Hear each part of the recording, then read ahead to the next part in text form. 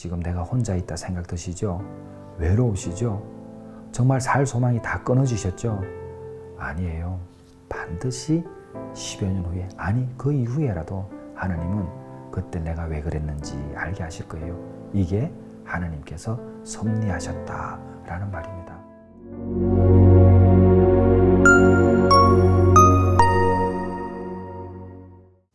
안녕하세요. 베델 회복 공동체 김상철입니다. 오늘은 혼자 있을 때 정말 이 영상을 보고 힘을 얻었으면 좋겠습니다.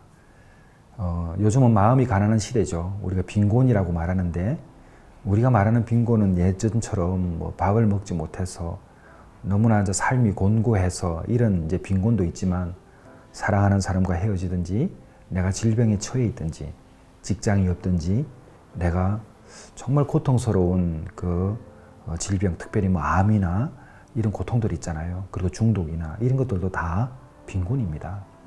이 빈곤한 상태가 되면은 아무도 주변에 없고 내가 외롭다라는 생각을 갖게 돼요.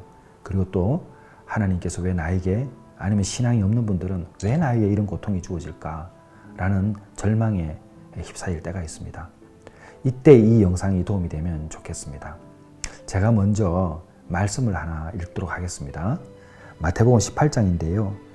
12절부터 14절까지입니다.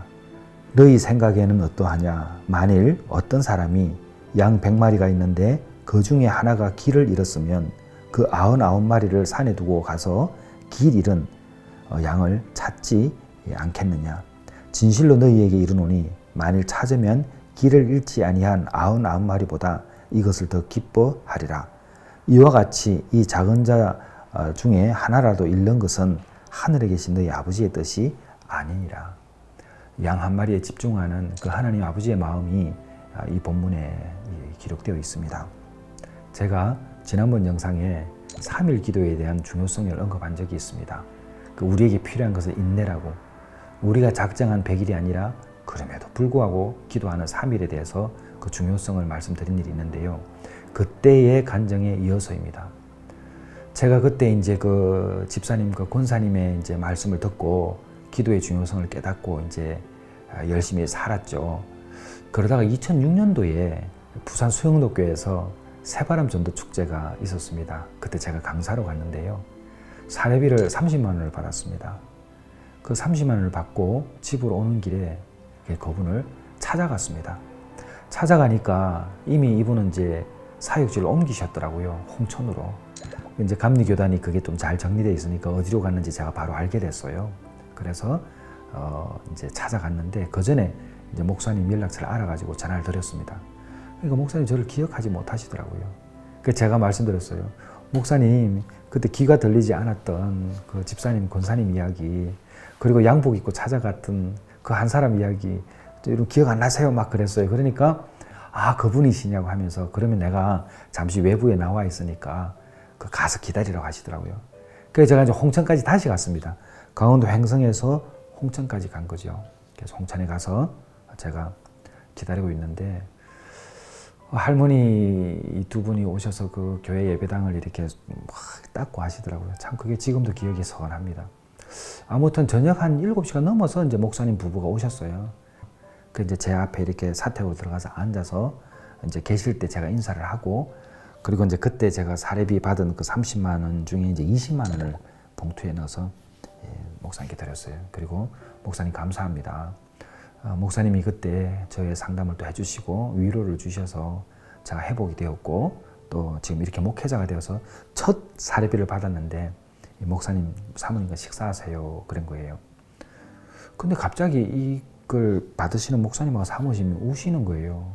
그러면서 하시는 말씀이, 그때 이제 이후에 그 10여 년 훨씬 전에 저하고 있었던 그 이후에 이분이 바로 홍천에 온 게 아니라 뭐 경기도 안성이나 이렇게 몇 곳 목회지를 돌면서 이루 말할 수 없는 고통, 때로는 사기도 당하고 많은 어려움들이 있었나 봐요.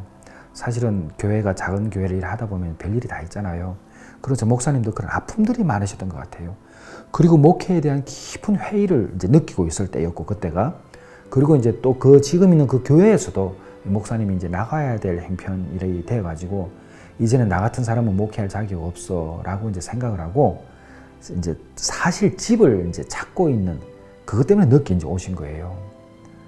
그런데 이제 제가 오늘 와서 이제 이렇게 하는 그 모습을 보고 하나님께서 자신을 위로한다고, 정말 너 목회에 대한 회의도 느끼고 많은 어려움이 있는데 너 목사 자격이 있어. 너 한 사람 때문에 여기 김상철 변화받아가지고 여기 오지 않니? 이런 위로를 주신다고 하면서 우시는 거예요. 제가 이제 그 말씀을 듣고 이제 돌아오는 길에 생각을 했습니다. 야, 우리 하나님 기가 막히신 분이다. 10여 년 훨씬 전에는 김효창 목사님 통해서 김상철 은혜 받게 하시고, 지금 이 시간에는 김상철 목사 통해서 김효창 목사님 은혜 받게 하시고, 그때는 알 수 없었으나 그때는 제가 고통에 극심한 상황이 있었고 지금은 목사님이 고통 가운데 있는데 하나님이 이때 서로를 위로하시기 위한 섭리를 하셨구나, 이걸 깨닫게 됐습니다. 여러분 너무 힘드시죠? 그런데 제가 존경하는 옥하느 목사님은 고통에는 뜻이 있다라는 책을 쓰신 글도 있습니다. 오늘 이 말씀을 보시게 되면 너희 생각은 어떠하냐 하시면서 작은 자 중에 하나라도 잃는 것은 하나님 아버지의 뜻이 아니라고 그랬어요. 지금은 고통스러워도 반드시 나중에 이 고통을 간증할 때가 있을 것입니다. 아, 하나님께서 이래서 그때 힘들겠구나. 나에게 연약함을 주셨구나. 참 돌아보니 그때가 은혜였구나. 하나님은 나를 버리고 계신 것이 아니라 오늘 이 순간을 위해서 그때를 사용하셨구나 라는 것을 알게 되실 것입니다. 그래서 지금 내가 혼자 있다 생각 드시죠? 외로우시죠? 정말 살 소망이 다 끊어지셨죠? 아니에요. 반드시 10여 년 후에, 아니 그 이후에라도 하나님은 그때 내가 왜 그랬는지 알게 하실 거예요. 이게 하나님께서 섭리하셨다라는 말입니다. 절대 혼자라고 외로워하지 마시고 포기하지 마세요. 고통에는 뜻이 있습니다. 감사합니다.